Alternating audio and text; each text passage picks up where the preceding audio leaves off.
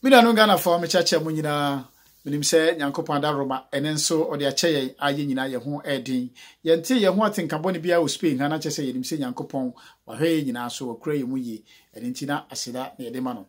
na de aka ne se ye bɛbɔ de aka ho ban sanse busuan bebre ho abi o mo ahwe o mo nipa na ye mo ye akɔ na ye mo se Nyankopon kyekyere mo werɛ na afei nso no de ye se ye ne se ye ahwe yi sanse obi ekɔnro obi kɔnne a it could be you, but anya wunti ebia onfan serious. And intini mama ye moye ho ban emfa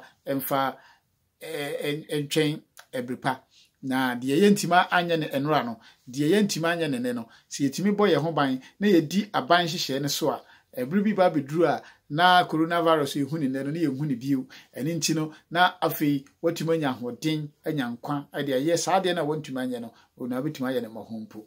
Nyankopon mo aye ne yetimi anya ne saa. Anuanom emse yehwe se de enema esiko e wo Spain a yehu se sese de enema mu ye kakra isan se yare no si de esi hyase na da bia de na beka ho no in fact na ehu nti se yehe wa bi Africa ni gina na ayekese but sese yi de reduce to number be a government who say obetime anya gina so aka sese de yen start na afi yen live nkakra ye normal life na ye live first no na afi enema entoto na akwa mu kosi se enema ebetoto na akwa mu kra na ansa na ombeka se ade bia ba normality no de anase akọ na atoto na akwa mu no na yenya yade no ano aduru anase ano abrase anase yenya ne vaccine eninti no ese se ebra yewo mu ene de ebe wo mu ni nyina no kosi se saa de no ebe happen no ese me no mbienu ye koso a na ye di hihye bia aban ede beto ho no ye di so se de ebe ya ye nso yare ye betumi aboye ho ban ne ye busua nyina afri ho me de ade kakra ebrewo because na nsem hwe a otie ni usu tete nema bebre e wo wadwen mu na nso no ohu de ekoyi in fact sisia no government kra yira ohu ba bia wonfa ade a na nke so mo publish in public domain enra no wan publish enti no manye enne na nke so mo publish in public domain enen so wan publish Minister for Health Edika Krasa beka ho but me throw light kakra to so enti day in and day out no difference bi e beba mu bia no na ye mo wahu said e be ya at least no memenda we no new team bi wo ho so wahu ade bi wo ha ise me mo wahu ti no mentwen se public domain ye nyam publish ya at least ye hu se president bekasai na no enenso Minister for Health abekasa acheche enema kakra mu afa ho nti se wonso onsa eka bi the woman says sia no ansa na no ye hu se government hu se niema ekoyi enti no wonya gina so se opese ye start na ye live ye normal life na ye live no ze first no na mbom no ye nko ne gbam at once ebe ko ne nkakra na nkakra na ebe ko no community sini nyina enko ne pe it depend on the province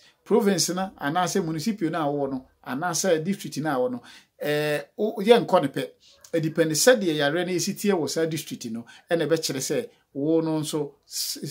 position be na wo enti ansa na medru ho no ye hwe said the Spain omo numbers esitie as far as the coronavirus outbreak is concerned ye sha Spain ga nyina sesia no omo yare e ba ye no nipa a omo nya yare bi eye 213,435 Enumu no nipa omu eye 24,543 na nipa nso a omo atiapo afri yare mu no eye 112,050 enra yehwa number e ba ne no aye corresponding to enra no ehu se nipa na so asa atemo omo yare da bia no omo wu da bia no omo tiapo nso atiapo mo enra de ai ba ne na tisen enra de ba ne no dipa omo yare mo no beka ho na omo ye 1309 omo wu ya no hwero mo nkwa eye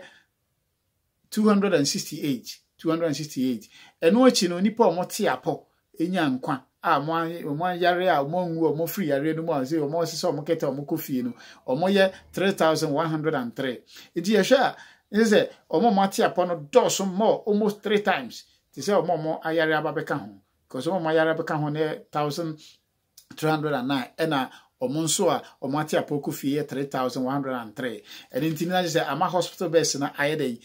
reduce aye empty as you see ano ye war communities bi kro hospital no ye ni nipa bia wo a oyare coronavirus yare bi na say ye ni jesem ana say eye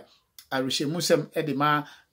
government and say obitime anya gina so aka say oh say dey you best start na this escalade na na say you start aba your normal life no na mom no mom ba ne boom say ya sorry say you nyina obi a say dey obi a mpue utumi koda bi ye ne sa ya re no ebesan atiate se biu na san kofa asem aba especially cities na mo ya akese no Madrid ne Barcelona bono e basa be hadwe anything government edimra aiden atoto na akwemu ye krom Ghana nso ade de na eko last minute last hour no and I no pay me hwe ye ne de na ye 2017 and na so far mo yare ready be asat now free say yare ne sha se bi sabre no 2017 emu 17 and ahwere omonkwa and emu 212 nso anya omo ayaresa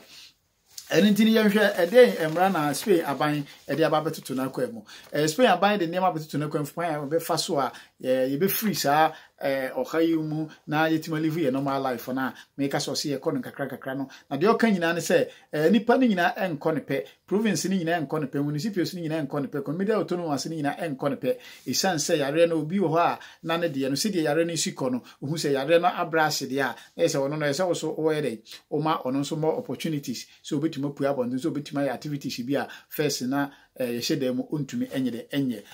no government that chiche 4 phases 0 phase phase 1 phase 2 and phase 3 phase 4 no dey na say yakọ the normality no started from phase 0 hifa na yewo majority of the communities ni na yewo phase 0 with exception of island and 9 omono the ntie we yi omo free no say dem kan no yare no ekofom ewo ho enintina omama omosa akwanya no enene Isla de La Gomera, Isla de El Hierro, La Graciosa ena Formentera sa islands 4 we there omo de omo phase 1 phase 1 no ewo ni conditions ena phase 2 won conditions phase 0 won condition phase 3 won conditions phase 0 no dey conditions na phase 0 no dey yewum dada and no na say o ma ho kwan say enkola etimi epue enkola less than 14 years etimi pue na no e sha 26 no say no wa stand no e kakra and it say no we see stand na fa e say free memen dey ekoyi memen dey ya de che memen dey ekoyi sisi ya no ombetumi ayeden ombetumi apue akokodi agro but all the time atoso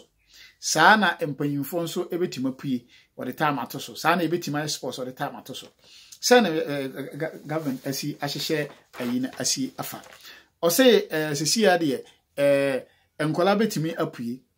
but enkola no mu pue o mu bepue no mbepue from awia 12 ekesi anwumre 7 enkro mo less than 12 years no 14 years sorry enkro mo less than 14 years no ombetimi apue from 12 o'clock in the midday ekosi anwumre 7 na always accompanied by an adult aye ni family and I say obi a ohwe no eno no free wa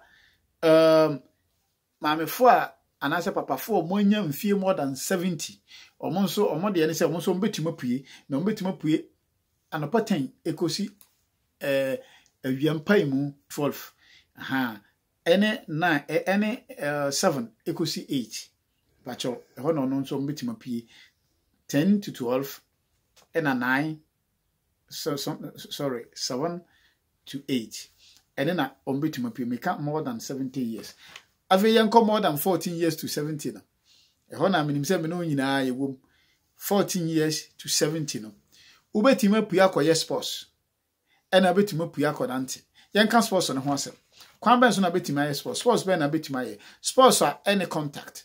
sports are o hunko nkopimo bia na ye say sports abaye in a individual way nti wo nko a se America na okotu nko na otu America se wo de bicycle na ekwa wo de nko bicycle na eko sana government action o say individually ena ba bia se wo ye sports no efa na ye district na wo team no ba bia yuntamiento no na afre no municipal no ho nko a na obetumi aye o sports no e de afa edinti no aye clear time be na betimi aye sports no time ne ye anopa 6 8 to anopa 10 and as the same day no so ubetimi aye no anwumre 8 ekosi anadwo 11 and intino mo me hwe ne so ana nante no so ubetimi anante abra nipa ba akoyede eka wo abra nipa ba akoyede eka wo endi sa nante na obe nante no so no eno nso senete eno nso ubetimi anante up to 1 kilometer radio na say wuntumi pass more than 1 kilometer from baby a wote ena sa nante na obe nante no eno nso no eye once a day ena sa nante no so eye from 6 to 10 no to say sports na ene 8 to 11 to say sports na eni ntino oma ye hwe no so na afei yesan atwa so a sa face 0 na na yeda so wo no adechia memin joda ebai se o beauty salon a obetima bi a high friend peluqueria no obetima bi but obi a esese obi gi sita ansa na watima ba ho enti services bi a opese obi no ye local bi a no obetima bi but esese onipa na ogi sita ansa na waba especially beauty salon no enene de nti no enye se government person nipa no bokwa ku furu so ho na wotwen woten nti se wunim se o de wana bia na ye obiti a more less no oje time na o de time na mo na se bibia dey akonkan se de be ya onya ha obia eno no every ho a locals bebre ho a ombetumi ade abi ni nyina what ayi na restaurant nso ombetumi abi na restaurant bi ombebie no ye mie se okwa akotra ho akwa kodidi na akono cafe na mbom no ye bie se okwa akoto aduane e de akọ nti obetumi akoto aduane afiri ho de akọ ba bia pebia patu ntumi nkotra ho ejede enidi eno akire no first no government e kan say anka obetumi ene obi a owo ofie osinka betimi ni nipa am wo fie ho nyina no nka betimi anante abom but say odi nchiremu baaye no ye twen say omode beba public domain na mo ba ba chiremu amomahu but so far no communities no pressure government said the odi baaye no na omompe and intino na so public domain intino wa twen kakra but said de be ya me kire said de be ya monkom mom no se kosi se public domain no eba se chena itimi ba out anase ba na jujukra out na nchiremu bi wo ho esem sande ba mesan e dia ba but for the meantime no moma mfa ne se de maka ne ya entino first phase ne from 28th 26 na last week dan kra na start put outside no ekosi 10th of May but the 10th of May no bamacho government I say every phase will take 2 weeks every day every phase will take 2 weeks yeah entino why na say yina why ni nyina phases na why nyina will take a maximum of 8 weeks and entino ni nyina nso ebesa depend said the province no or modern mobesi akọ as far as the coronavirus contention no is concerned kwa abefa so mo be di coronavirus no so na ehunsunsun so na eba no na be mo yehu se oko phase 1 oko phase 2 ana obeka wona mu entino eno so ye hwe no so nti ebe hu se community bi wo ho a ometima ko mo anim na also oda so ti ba bi a wote na enti phase 1 na fe ye ko phase 1 no phase 1 no dia na ewo ho aye important pa ma me no mie no say the omni say legal professional for and as omobo professional league no betima start aye training abom in medium ayi what I say omo use omo capacity but medium enti afi edebe mpobio ebe bie restaurants ene de enye se okoto aduane de akona mom no obetima kodidi ho but up to 30% of its capacity in this restaurant na fa nipa 100 sa time no udru face wine na sa community na modru face wine no restaurant na bitima bi abra be fa nipa be 30 instead of 100 na no 100 and that's the 30% of its capacity eno no every ho a locals no so ebetima astart ya dey abi ena de hiama me no mienu pa se ye hwe ne se aja ye Christopher Ghana for do na no ye Christopher what they say ena bi mo so ye Muslims enintino say ye Muslims say ye Christopher ye hwe no so ye betimi akwa asori anase mo be ko mosque but capacity no say ye 30% of the capacity. And he said, me use 100 na dey count. And he said, mosque no for 100, and I sorry no for 100. From the first phase na you be see me no from 11th May kono. Say na baby a wo baby a me wo ye do first phase na who say ubetima kwa sorry na mum sa sorry no mo for 100 every over for 30. Say mosque no for 100 afi over for 30. Okay, and this abre na ma hwene nso na obi a prepare to ho. Nti se ne mbechem miensa na makwa sorry 3 times a day and am be kono 2 a eye but ye mpese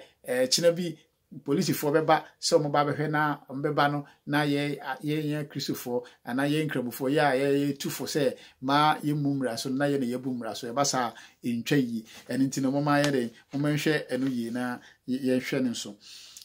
government obetimi the changes bia ba at any time because ne nsem no akwai say enye yi sa emma no because enye yi ma country bia because yade ne say de besi ato no nwom na na wo fa so e de esa na sa eni nti no ena ama eduba bia na abasa ba changes bia ba ye mama so eren ati eno achi no sereb kan na ye ko phase 2 nti ye ko phase 2 a eno from 26 May ekosi 9 June 26 May ekosi 9 June eno no de no mbeye schools especially yentie we schools ebebie omo dos omo ko disinfecta ho ne ade na so omo ko clinic ho na afei enkola afei omo ba be ko university omo be set for university entrance exams no omo betumi akọ school ho for say omo de be bo omo so omo betumi prepare omo akọ exams se si ana omo sua de e online eni nti na betumi ba say they will not need it but so omo be hia na omo be ko a enye say e fa more than 15 students in the same classroom no eni nti no na ya hwe na nso na afei nso sa classrooms no so betuma use e dey entrance exams na omode ko university no so no ena afi so enkola more less than 6 years na ka phase 2 no enkola more less than 6 years betumi akọ school na condition e wo ho ni sa enkola na so omoye enkola bi a omo maame ni omo papa eye adwuma eni nti no omo pe ba bi e de enkola no aya den akwakosi na omo akọ omo adwuma eni nti ne be bie school na ma sa enkola no eni nti no mama yenhwe eno so enso ena eno nso efiri ho a na me pa asori ene mosque no so ho de na omama ya san jump akoyanim ko yakọ phase 2 nti se wo kwa asori instead of you can go up to 50% of your capacity the phase 1 no na 30% of your capacity phase 2 no about 50% of your capacity and nti na se o wasori no efa nipa 100 na se o mosque no efa nipa 100 say obetumi afa 50 nti in this case ni de obetumi achim na wakọ asori anase wakọ mosque no anopa ana enwumre na chi se mo chi mo mi bi mu akọ anopa na bi mu akọ enwumre se e de asumia de abremo eno efiri ho a baby bebre ho mbebie sini restaurants no so sa na mo so mbebie omo so omo de omo no capacity na be san akọ animu ekakra ama omo eni nti no me fi say yen Ghana for no de hia ye kese pa na me pese me bobo so no because e doso me ka say me bobo so a president o gina ho so kan o di more than one na eni nti no me ka me bobo ni nyina so a ebe fight time ni nyina but say video no bana say o doubt to be out so abituma send me message no wo bisa me so me number abitumi so afre me say de be ya me de ho nchire mu beba next video say de be ya ye bitumi atiase yi eno free one na your third phase which is 10th June to 24th June and I say up to the end of June government president the na nko pese anka ekosi de 6 weeks for sa enema ya ye kan ina but o say ebitima kwakodu 8 weeks maximum and intino eno ye do phase 3 na flexibility of movement aiden aba and phase 2 no krampo no flexibility of movement eba a obetumi anante akọ the same province na awo no obetumi free ba bi akọ ba bi foforo nti you do third yini dia and so the same thing but interprovincial movement in there government says see idea my nka bi so free province bi for example me Wateragona na me free ha ko Barcelona there say nya adwuma nya there say gise comunidad autónoma na say Catalonia ha no autonomous community no the Akoma government say this is what we have in Tino ye betumi aye that's a government study no who say ebeboa then no why they were permit amaya interprovincial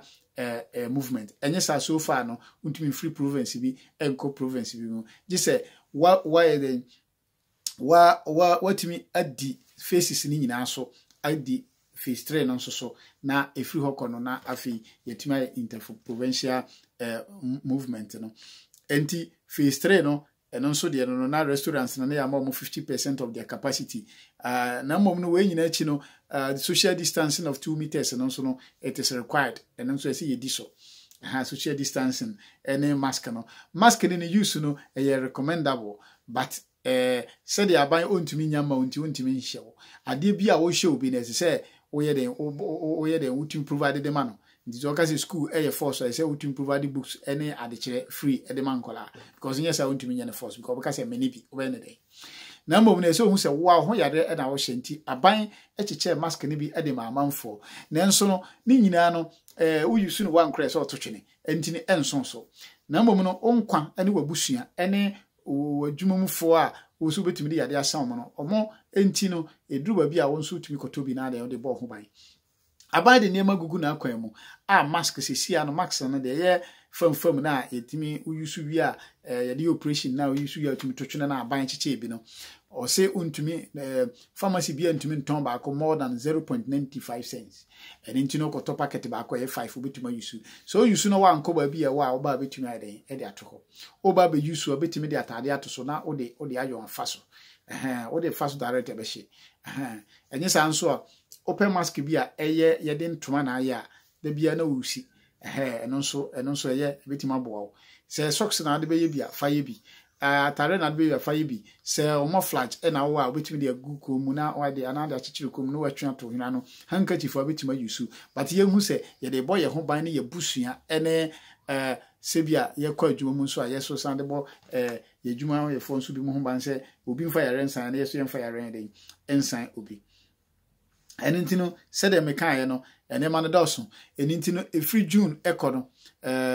10 June no ho na government be start ho no omo be open beach ene niema ni nyina with restrictions ene ma ye nyina ye kan nyina restrictions enti government hu se ba bi ho na restriction no mo ni so a obetimi asan aden amoma asan aka sa momo level na mo na enintino moment keep putin say ensachire bia bebre ebetimi aden abade ye kan mu na ensachire bia beba mu no so no mema mo aso aden ati ayemunu Augustine said me kan no mun share video no said ye Union of Ghanaian Associations in Catalonia yenchia esitie no yesi Ghana and I say yesi UGAC do your best do your best and intino as Ghanaian no you have to do your best and intino do your best to say ubedi emra so do your best to say obeye timamuni papa na omonka se na immigrants de omo mutisi mo man hwe ho so yi na omo nya ye ho asem bi anka so far ya boy ho ban so far ye ho yi na no a me ba me yiri ni pu abontene a mo koy oba yo no aka se immigrants no hu omo abontene mu di mra no so Spanish for no because of hwe de ye tie ye na me kan wo ha a me ye video a me kan ye na ohun se Spanish for na nye de enni so na mo ye de ye di so eni to Spanish for na ni so no unso mo de by TV so ebe kan se nipa no mo ani so eni nti no ye Ghana for de mo ma ye ni so na enhye Ghana for nyina animonyam na afi nso de de wo mu kra ne se yare no ebe a ye hu ni nei ye hu ni da bia bio ebe duru ba bi no na afi ye hu ni bio na mom na yetima hwe ho so yie a me no mi no ye ho amba asem bi a afi ye ho atoyen na afi yetimi ye de ye pese ye bia na chese yenso yetumi adi coronavirus so eni ntini ye nyina ye kabo mu a ebetimi adi coronavirus so yankopon onka ho na omo ho ban na ye besan hia bye bye.